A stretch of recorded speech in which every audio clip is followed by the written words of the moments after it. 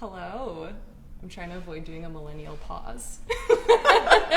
What is a millennial pause? The millennial pause is when millennials film themselves, they pause to make sure the camera has started, and we're getting roasted for it online. Oh, so hi, I everybody. do that. We've already begun. Hi, everyone. Hi, Harrison. Hi, Morgan. How are you doing today? I'm good. How are you? Good. Hi, everyone watching. Shall we make some tea? Yeah. Yeah. Let's do it. Hi. What options do we have here today? I already know because I Ooh. picked these, but I think I'm the only person on the team who likes tea. I don't dislike tea, but it definitely isn't my first. I mean, my first choice is always just water. So I guess when it comes to tea, that's kind of like the closest I can get to a non-water water. Yes. I guess. I go far too many days where I drink coffee the entire day and forget to have any water. So having like green tea actually reminds me to hydrate. So I'm That's all for smart. it. And it That's gives you smart. caffeine. So 2 for 1. That's perfect. That is a good 2 for 1. All right. Well, let's just jump right into it. Welcome to Tea for Lunch, the show where we serve up the news you need to know in 15 minutes or less. If you're new here, every week we'll come at you with a main story covering some sort of marketing angle. Could be a summary of new technology, breaking news in the industry, or trends that we're watching. You can catch this show on Instagram Live Thursdays around 12:30 p.m. Mountain Standard Time. Today, 1 p.m. Or you can listen to the replay every Friday morning on Apple Podcasts, Spotify, or wherever you listen to your podcasts. Yes, and we're actually coming to YouTube as well soon, so you'll get to watch all these like full replays over on YouTube. So go follow the Hello Arcade channel to check that out. Good stuff.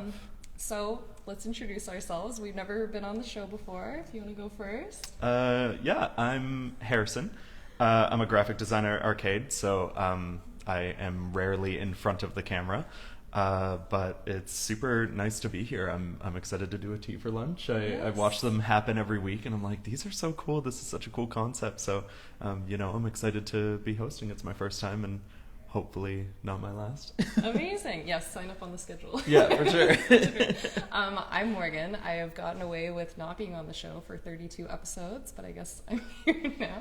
But I work behind the scenes. I'm a content producer here, so I help with our podcast. I also help with email and all that kind of good stuff. So I'm usually standing right behind this phone and kind of laughing at what all the guests are doing. So it's a little funny to be on this side, but thanks for having us. The tide turns for us all. I feel like it was only about time that you were in front of a Eventually, camera. Yeah. yes.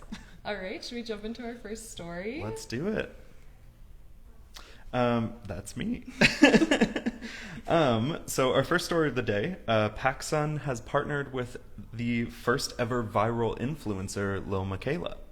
Pacsun and Miquela will collaborate on social content, amplifying the brand's back-to-school and 2022 holiday campaigns. As a leader within the metaverse, the addition of virtual influencers into Pacsun's campaign initiatives is a natural progression for the retailer, just given their relationship with the metaverse. Pacsun aims to further strengthen the connection with its core demographic who are exploring a bit more of a digital space. And Miquela became a phenomenon in 2016 when the 19-year-old robot based in Los Angeles appeared on Instagram and almost immediately went viral. Yes. So since then, Miquela has been on a billboard in Times Square, was named Time Magazine's most influential person on the internet, and has millions of followers. She is known for her authenticity, inclusivity, and youthful style. Yes, and I realized something I left out of the script with there was she's the first AI viral influencer. Yes. Not the first viral influencer. But I have some thoughts on this. So first, I think from like the business perspective, it's an interesting choice to be able to completely design your perfect like brand ambassador. So I can see from the business perspective, it's very like low risk. You can have like a whole team behind this AI and like lots of diverse voices and make sure that this person is like really what your brand wants to represent, right?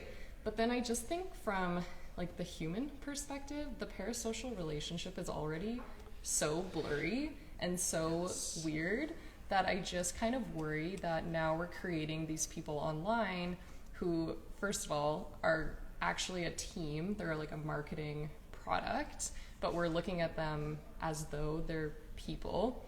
and they're getting things like all these awards. And with Lil Miquela too, they like promote that she's very like anti-gun violence and she supports BLM and all that, which is great, but like she's an AI and like there isn't a risk of gun violence for her. And also, this is my rant, my last point is that she is doing this for a fashion brand. So I feel like they're also taking like a very curated body. Yeah. All the clothing is going to fit like exactly how they want. And I just kind of worry of like what we're doing there.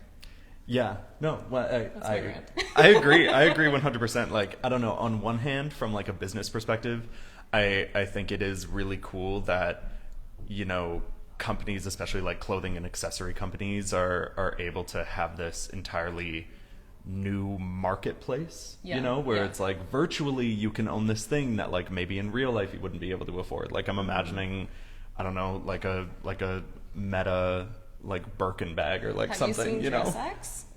Yes, I have seen Dress X. Like yeah, I think they're great. I've been trying to get them to come talk on one of our shows. It's really cool stuff. It is that idea where you can basically get clothes that look so realistic that for your like Zoom meetings and stuff you could still wear them, and they've been doing like covers of magazines. Totally. So yeah. No, but yeah, I agree. Like, and I think having the virtual person be the face of like something that's existing within a virtual world is like, I feel like it just matches up. It would be weird to see like a real life model kind of like spliced into the metaverse, like advertising like fake sunglasses or whatever. Totally. But counterpoint, it kind of feels like a little dystopian. Yes. And I feel like, you know, Web3 is still really in its early days, and it just feels a little strange to me that like the immediate thing that we're going to with Web3 is just kind of like, all right, now you can buy stuff, you know, like I feel like it feels like a little bit like there's not the established like social aspect in Web3 yet. It's like immediate capitalism, which to me just kind of feels like a little bit like exactly what we would do. Yeah, like a little bit Skynet-y. But is it Web3? Because she's on Instagram and she's like on like Times and like in like I mean in Times Square. So isn't that still Web2? I guess so. So we're like, I think we got to take a class. I mean, on Web3. This is a common recurring topic on this show, but I feel like we're taking like something that maybe would make sense in that kind of Web3 world, but putting them into the Web2, and I just think, I don't know, it gives me bad vibes. Yeah, I just look at it as like there's so many opportunities of like things that we can explore with the technology that we're kind of like putting towards the metaverse, and to be just like, oh hey, buy this is like, it feels like, oh well, we're skipping like some pretty crucial steps here. But and I just think for fashion, like, this isn't what the clothing is actually going to look like on a real person. And she does have like a pretty classically like thin body, and like all the clothes sit just right, and like there's nothing's out of place. So I don't know, I feel a little bit weird about that, but let us know what you think. Should we move on to our next one? Let's do it. Okay, we've got some Instagram updates, and forgive me, I've got to go over these because we've got a little bit of a list. So there's 3 new features for Reels on Instagram. There's an Add Yours sticker that gives attribution to trend creators. There's now the ability to cross-post a Reel from Instagram to Facebook. There are new and improved insights for Reels on Facebook, so you can look at reach, the average view time, etc. And then our friend Adam also posted a video reminding everyone that there's multiple feeds we can all be looking at. So the following, the favorites, and kind of our general algorithm feed. And he noted as well that there is a not interested and a snooze button available for all that recommended content everybody's loving. We do love the AI recommended content. Love it. Yes, love it. I guess kind of first off, like, I'm very excited to see that, like, you know, there's proper content attribution being recognized from upstairs, right? Because I feel like that's something that content creators have kind of had to battle for a long time. I just don't really ever think that's like something that we really established in the internet.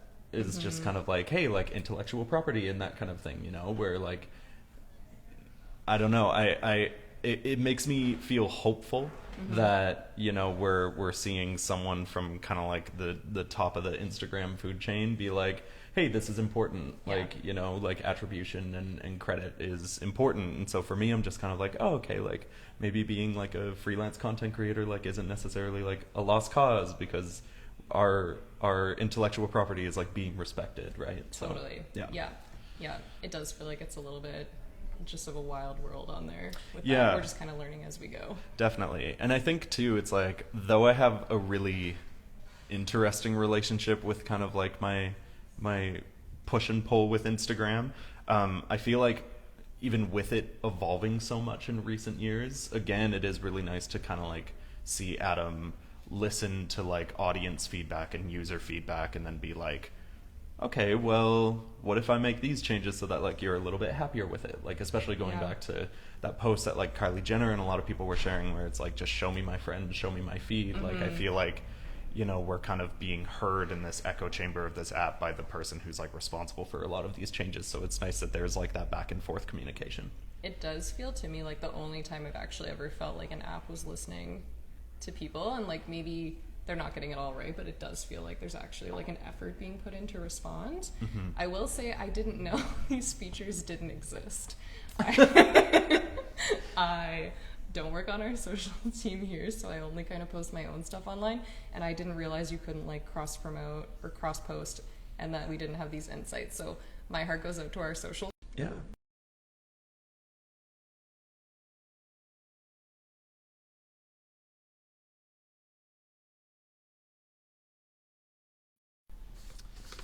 I have lost my page. Sorry, I think we're having some technical difficulties. Yeah, but we should be sorted here. We're gonna keep on.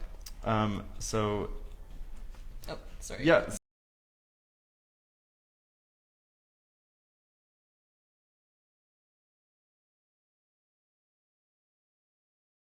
So this story's a little bizarre. Google has allegedly announced some layoffs coming. Like many tech companies, Google is not necessarily seeing the profits that they would prefer. And the company has reportedly extended its hiring freeze this month. And they've also allegedly been threatening employees with layoffs if Q3 results don't go up. And with an executive reportedly saying workers needed to either boost their performance or prepare to leave blood on the streets, which I think is quite... I don't even know what to say about that. That paints a picture. Yeah, that does paint a picture. We've obviously been seeing a lot of tech layoffs happening, and we've been talking about that on the show for the past few weeks, but to hear something that extreme, first of all, this is allegedly because I wasn't able to 100% confirm this story, but it was covered quite a few places, and I just think that shows like what that work environment has turned to. Don't you think Google's always been so idolized for having that like fun, carefree work environment where you work hard but you like get really rewarded? I don't know. But at the same time, it's like, I think kind of going back to like the point that you made in the first story, it's like how much of that is kind of this like parasocial reputation that we've placed on them, right? Like they are still like a massive tech business that, you know, they are kind of at the helm of a lot of things, and they need results. Well, and seeing too how many tech companies are having layoffs, I feel like we're maybe getting to the end of this trend of kind of idolizing these companies as workplaces and being able to recognize that like they are workplaces and they're not like above anybody else, and they still need to be held accountable for how they're treating their employees. Yeah, 100%.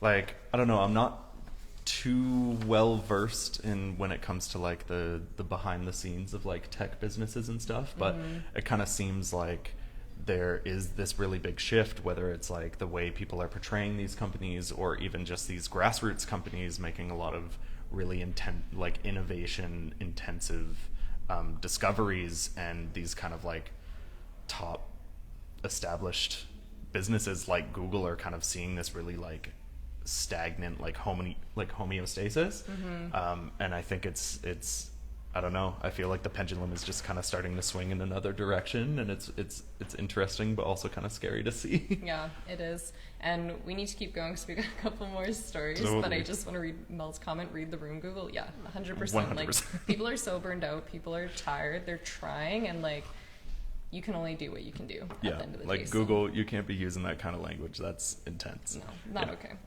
Okay, we have a quick little story with Kanye. So there's some weird things going on in the world of designer fashion. Kanye's new collab with Gap and Balenciaga, Yeezy Gap, was literally displayed in giant black Frakta, I think it's pronounced, bags around the store. The store notes that they were like starting to hang up all the garments, and then Kanye told them, no, absolutely not. Like, we're just putting them in these giant bags. And if you haven't seen this, I'd recommend looking it up, because I personally think this is like peak comedy. I'm sure there's like 100%. A deeper meaning to it than that. But to me, I think this is just like, I think a lot of what Kanye does is hilarious. Yeah, I mean, like, I don't know. I feel like I have a strange relationship with Kanye, but 100% I will always like defend the fact that he is like a modern Renaissance man.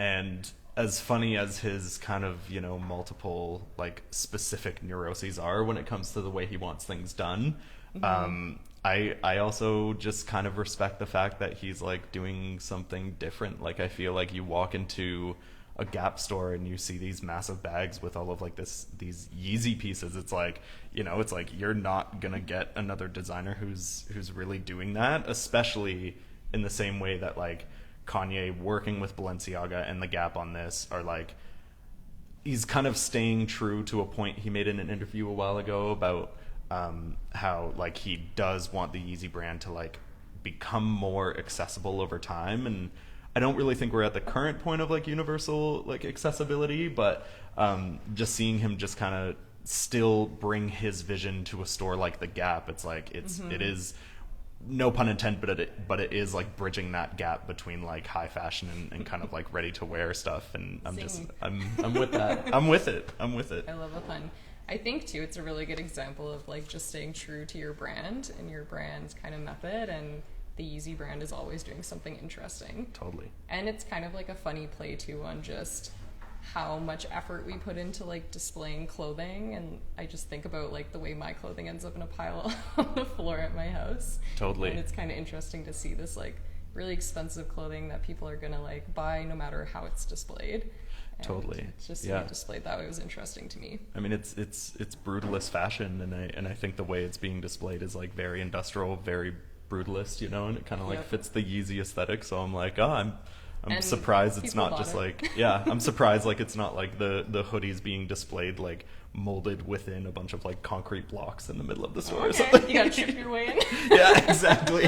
That's how you get it. If you get to the center, it's free. Yeah. I like it.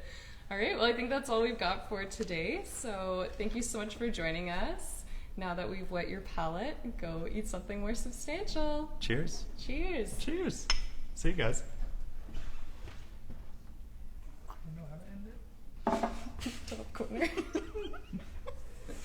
Press it again. Press it.